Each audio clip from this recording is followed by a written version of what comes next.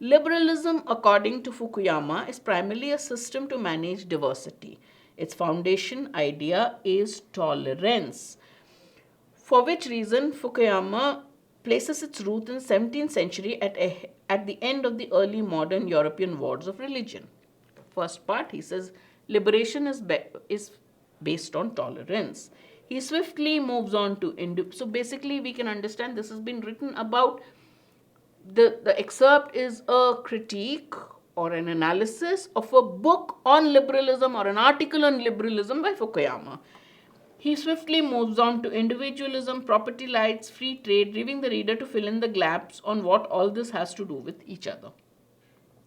The historical introduction proceeds at such a pace that there's little time for details. From the French Revolution onward, Fukuyama identifies two competitors to liberalism: nationalism and communism. So he talks about liberalism, he talks about history. If the reader also doesn't understand how this happens, then comes the main part. He identifies two competitors to liberalism: nationalism and communism. Social democratic practices are introduced in the same breath with communism but are clearly compatible with liberalism. That means, what is compatible with liberalism? Social democratic parties are aligned with liberalism. They can coexist with liberalism. That's my first paragraph done. Fukuyama's thesis from here will be that liberalism has a core idea, its emphasis on individual autonomy. The core idea of liberalism is emphasis on individual autonomy that works best in moderation but has been taken to the extremes that have in turn led to illiberal backlash. Liberalism's core idea is individual autonomy, which should be practiced in moderation. Unfortunately, liberals take it to the extreme, which is why there is a reaction to it. That's what I understood. Done. First, Fukuyama looks at economic thought, where neoliberalism and neolibertarianism took trust in individual economic freedoms to lengths that proved destabilizing. Gives the example first: economic thought. Economic thought gave economic freedom, but the economic freedom was so much that it led to destabilizing. Fukuyama believes that liberal critics of excessive state intervention are onto something. Well, they have a point. What is the point? Government support can incentivize dependent behavior. So those who criticize excessive state intervention in an individual, they have a point. When the state gives too much help and aid to the individual becomes dependent on the state. But that moderation is the key. Here also the key is moderation. Fukuyama looks favorably upon Scandinavian countries which tax their citizens and provide public goods. So he supports Scandinavian countries who follow a policy of taxing the citizens, also providing welfare measures. This is compatible with liberalism properly understood. This is, he says, what liberalism properly understood means. But it does not take away personal responsibility. It does not take away personal responsibility because you are giving tax. So it balances personal responsibility and freedom. That's what Fukuyama believes. Underlying destructive neoliberal policies was an anthropology that linked human well-being only to consumption. So what next he comes to a term: destructive liberal policies believed they lay focus on only consumption rather than production as well. So that was the problem. That was what he calls a destructive neoliberal policy that relied on spontaneous order rather than coordinated action. Didn't believe in coordinated action of a lot. It believed in spontaneous action of individuals. Again, Fukuyama is sympathetic to theories about efficient market and self-organization, but this theory also can be carried to the extreme. So I'm okay with efficient markets and self-organization, but shouldn't be carried to the extreme. So if you remember, the key word here is no extremes. That is wrong. Moderation, that is right. That's what Fukuyama seems to be telling throughout. Also, liberal economic theory rooted in individual has a difficult time accounting for intangible social goods such as respect, pride and solidarity. So liberal theory cannot really explain all these terms. They're not mistakes so much as blind spots.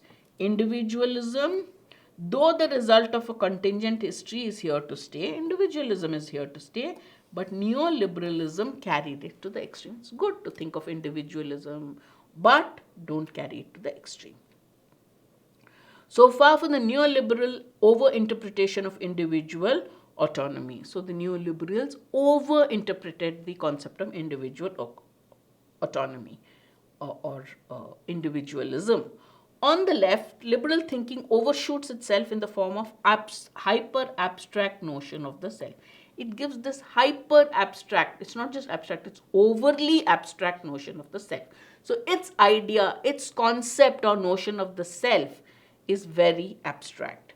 That is the substrate of this autonomy. Substrate, sub means something that lies below. So you're talking of individual autonomy, but liberals have this very abstract notion of the self which forms the basis of this concept of autonomy. In John Rawls, the dominant theoretician of contemporary liberal ideas about justice, the persons whose choice are the basis of social contract have been stripped of all their contingent qualities.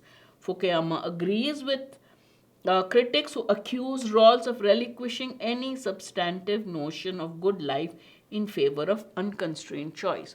What can you make from this? So there is this John Rawls, who's a contemporary liberal. Fukuyama agrees with John Rawls's critics. What does he say? He says John Rawls has focused too much on unconstrained choice. Individuals should have limitless choice without any restrictions. And he says in pursuing this concept, he has totally ignored the notion of good life. So if you just have choice and choice and choice, it doesn't necessarily result in good life. That balance is not there. Rawls focuses too much on unrestrained, unrestricted choice and ignores the notion of good life. Are we not supposed to value a public, spirited, studious, hardworking person more than a good-for-nothing, weed-spewing social media addict? So basically, he says, one side, you have work, you have good life, which comes from certain principles. On the other side, you have, it's my choice to do what I want. So Fukuyama gives the question, would you not prefer a hardworking person rather than somebody who just does this? But Rawls' theory, he gasps, would not allow us to judge these two people differently. Got it? So basically, Rawls ignores the idea of good life and he focuses too much on unrestricted choice of an individual to live life as he wants. The last paragraph of the passage is the toughest. Read it. If you don't understand it, just go ahead. If there's a question on this, we'll come back to this. Even apart from the suspicious reliance on the subjunctive, it seems to me that we have entered the realm of philosophical fiction here. Subjunctive means hypothesis. So he says, forget hypothesis, we've gone into another region, the region of philosophical fiction.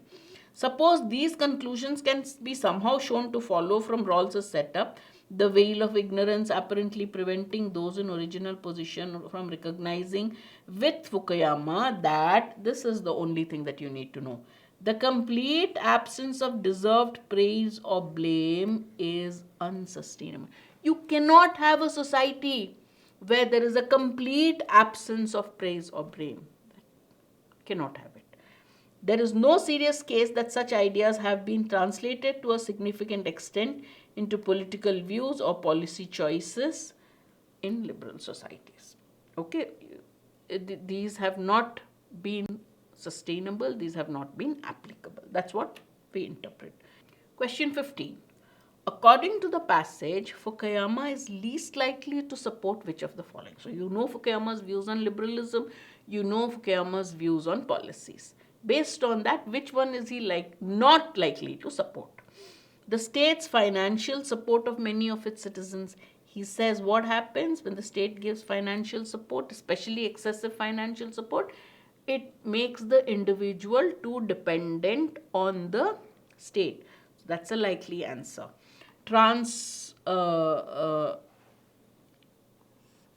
He will not support this.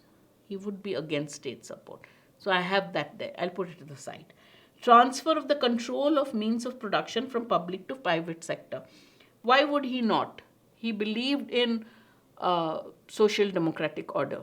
So he would not oppose transfer from public to private. Individual autonomy to citizens, but in moderation. Oh, he definitely would support this. Toleration for other cultures, yes, because liberalism is based on toleration. So between this and this, yes, he would not support A.